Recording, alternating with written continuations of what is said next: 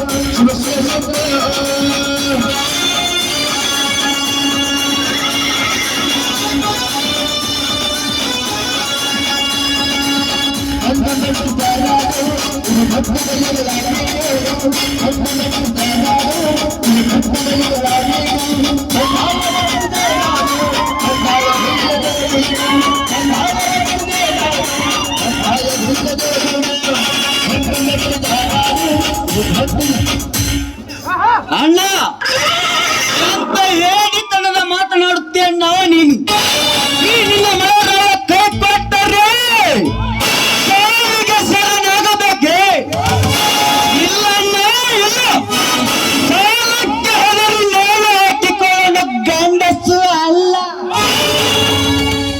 ನರಸತ್ತ ನಾ ಮರ್ದ ದೇವರು ಲೋತ್ರಿಕ ಅಂತ ದೇಹವನ್ನು ಕೊಟ್ಟಿರುವಾಗ ಈ ಊರಲ್ಲಿ ಆಗದಿದ್ದರೂ ಇನ್ನೊಂದು ಊರಿಗೆ ಹೋಗಿ ದುಡಿದು ಜೀವನವನ್ನು ಸಾಗಿಸೋಣ.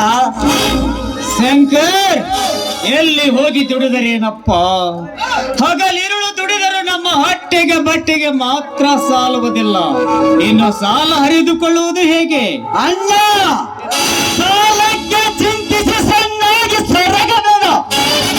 ಇಡೀ ನಮ್ಮ ಭಾರತ ದೇಶವನ್ನೇ ಸಾಲಕ್ಕೆ ಸಿಲುಕಿರುವಾಗ ಇನ್ನು ನಮ್ಮಂತ ರೈತರು ಸಾಲ ಮಾಡುವ ತಪ್ಪೆ? ನೋಡಣ್ಣ, ಸಾಲ ಮಾಡಿದವನು ಹರಿದು ಸಾಯಲಿಲ್ಲ, ಗಳಿಕೆ ಮಾಡಿದವನು ಕಟ್ಟಿಕೊಂಡು ಸಾಯಲಿಲ್ಲ. ಜೀವನ ಇರುವವರೆಗೆ ತನ್ನ ಸಾಗಿ ದುಡಿದ ಸಾಲವನ್ನು ತೀರ್ಕೊಂಡು ನಾವು ತೀರ್ಸೋಣ. ಅಣ್ಣ, ಈಗ ಬಂದಿರಣ್ಣ. ಏನೋ ಕೈಲಿ ಹಿಡಿದುಕೊಂಡು ಬಂದಿದ್ದೀರಾ? ನಿನ್ನ ತಂಗಿಗೆ ಏನಾದ್ರೂ ತೆಗೆದುಕೊಂಡು ಬಂದಿದ್ದೇನನ್ನ? ಹೌದಮ್ಮ ತಂಗಿ, ನಿನಗಾಗಿಯೇ ತಂದಿದ್ದು. ಶಂಕರ್, ಏನು ತಂದಿದ್ದೀಯೋ ತಂಗಿಗೆ? ಅಣ್ಣ, ಒಬ್ಬಳ ಹೆಣ್ಣು ಮಕ್ಕಳು ಇದ್ದರು, ಅವಳಿಗೆ ಹೊಸ ಸೀರೆ ನುಡಿಸಿ ಅವಳ ಮನಸ್ಸನ್ನು ಆನಂದ ಮಾಡಬೇಕಂತೆ. ಅದಕ್ಕೆ ಊರಿನಲ್ಲಿರುವ ಎಲ್ಲ ಹೆಣ್ಣು ಮಕ್ಕಳಿಗೆ ಕೂಡ ಸೀರೆ ಮಾಡಿದರು. ನಾವು ಕೂಡ ನಮ್ಮ ತಂಗಿಗೆ ಒಂದು ಹೊಸ ಸೀರೆ ನುಡಿಸಿ ಈ ನನ್ನ ಮಗನ ಹೆಂಡತಿ ಆನಂದವಾಗಿಡ್ಬೇಕೆಂದು ಸೀರೆ ತೆಗೆದುಕೊಂಡು ಬಂದಿನಮ್ಮ. ಛೀ, ಹೋಗಣ್ಣ, ನನಗೆ ನಾಚಿಕೆ ಆಗುತ್ತೆ. ಇಷ್ಟೊಂದು ಕಿಮ್ಮತ್ತಿನ ಸೀರೆನ ಯಾಕೆ ತಂದೆಯಣ್ಣ?